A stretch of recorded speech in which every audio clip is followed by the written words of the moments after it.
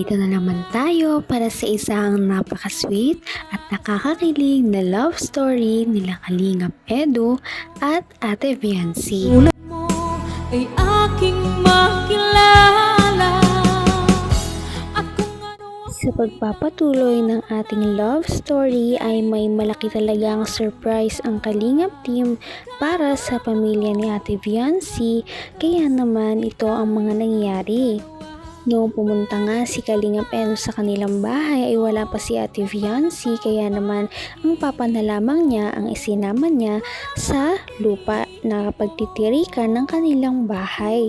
Dahil sinabi nga ng Kalingap team gawa ni Kalingap Rab na malalakihan pa daw ang kanilang bahay dahil dinagdagan pa ng kanilang mga sponsors ang budget para sa kanilang lupa at madadagdagan pa daw ito ng another 100 square meter.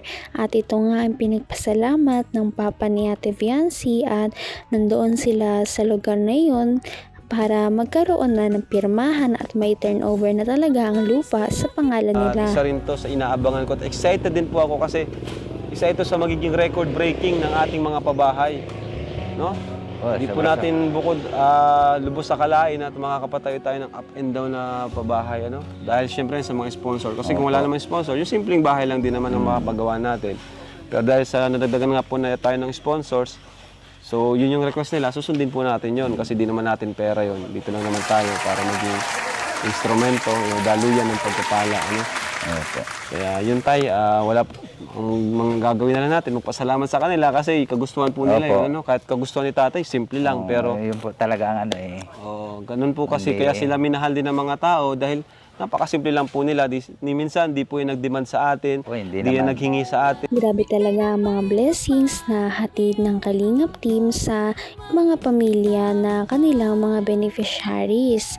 At nakakatuwa nga at lahat ay nag-aabang sa magiging kalabasan ng bahay nila Ate Viancy dahil first time sa history ng Kalingap team at sa kanilang pagpapabahay sa kanilang mga beneficiaries na magkaroon ito ng 2 floor na bahay. Kaya naman excited na talaga ang lahat sa kung ano kaya ang magiging plano at ang magiging kalabasan ng bahay nila Ate Viancy. At ito nga ay hindi magiging posible kung wala ang Kalingap team at ang mga sponsors na talaga namang walang sawa sa pagsuporta at pagmamahal kay Viancy. Kaya naman natadamay na rin ang kanyang pamilya sa mga blessings na kanilang natatanggap. Kaya naman sobra-sobrang pagpapasalamat ng papa ni Viancy. Ngayon pa lang tayo, congrats na po tayo. Ano? Thank you po, Kuya Rab. Thank you sa lahat na nag-sponsor po dito sa lupa sa pabahay. Maraming salamat po. Hindi ko na po iisa-isain kasi marami po kayong thank you po. Tumulong. Opo. Siyempre, huwag natin kalimutan ang mga viewers, yan, ang mga LC supporters, Love Team supporters. Kuya Rab, sa lahat po. Vlog nila, supportan po ninyo. Yan. Para marami pa pong matulungan. Yes, so andito na si tatay. Yung nakaraan po, okay naman nung nakaraan tayo, no? Okay po. Yung ngayon, another transaction na naman tayo para dun sa another 100 square meters. No? At ang presyo po, dati lang 200,000 pesos. At ayan, may pangalan. Pipirmahan na lang ulit. Ayan na po, tay. Kasama natin ang... Sino nagpunta kayo dito? Mga chismoso itong mga to. May pirmahan na. Congrats! Nakakatuwa talaga dahil mas malalakihan pa nga ang bahay nila Ate Viancy at malaki na nga ito noong nakaraan dahil ito na ang pinagpunan ng mga sponsors para sa bahay nila at meron na nga daw itong 2-story na palapag. Kaya naman natuwa pa talaga ang Kalingap team na matataasan ng bahay nila Viancy at malalawakan pa ito dahil pinag-alala ng Kalingap team na baka kapag nagkaroon ng isang road widening sa kanilang lugar ay mapipinsala ang bahay nila Viancy. Kaya naman naisip din ng mga sponsors na ito pa talaga ay lakihan. Kaya naman magkakaroon ito ng isang malawak na bahay at marawak na din na garahe at meron pa itong space na pagtitindahan sa harap ng kanilang bahay. Talaga namang all-in-one na ang kanilang bahay magmula noong araw na yun. Kaya lahat ay tuwang-tuwa. Ayan na guys!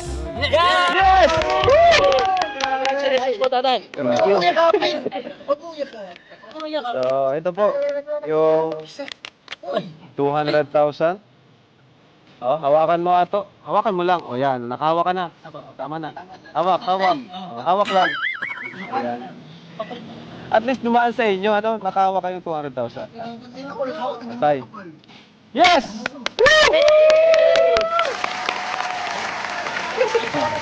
Huwag kayong magulo dyan. Saan ako mapirma po yan? Saan ako mapirma? Dito po sa baba, sir. Gaya nung pirmang nung Ah. pangalan mo. Bakit ka masunto? Hanap tinago.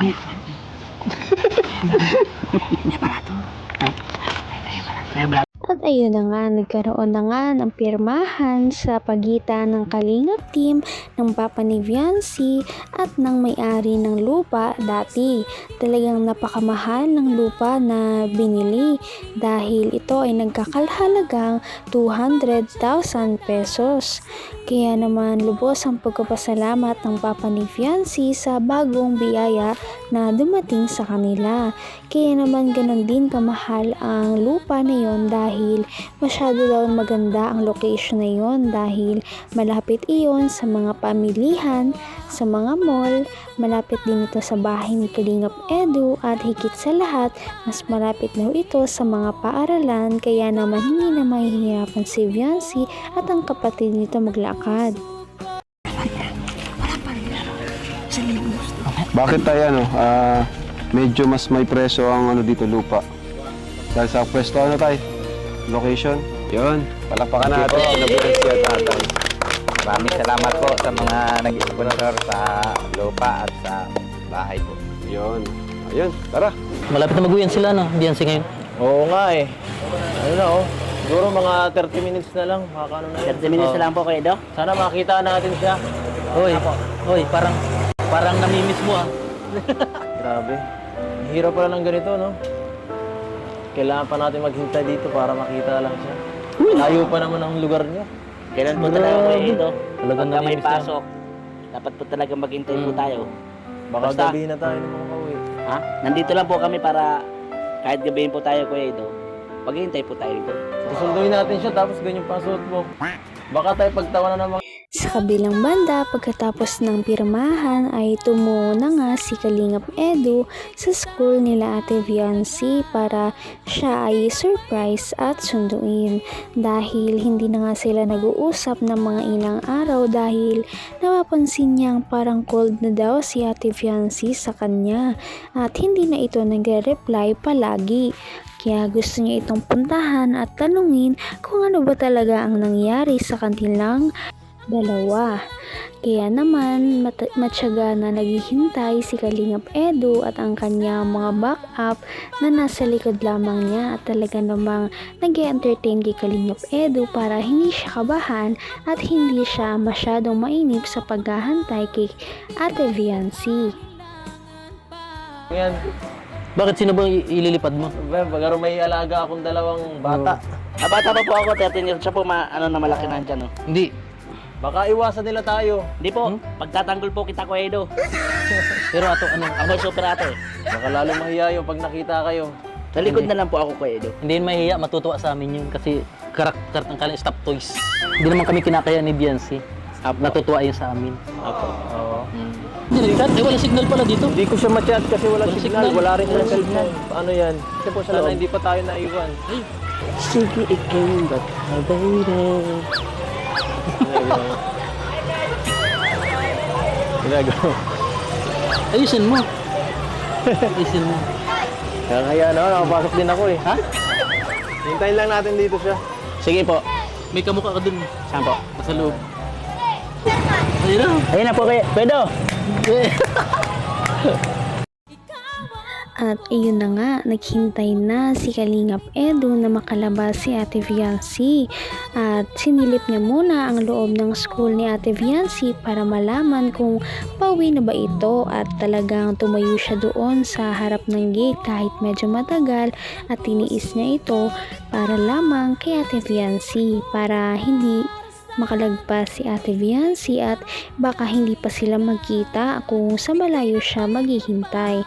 At pagkalabas nga ni Ate Viancy ay talaga namang napangiti sila sa isa't isa, at mag-uusap na nga sila kung ano ba talaga ang nangyari sa pagitan nilang dalawa.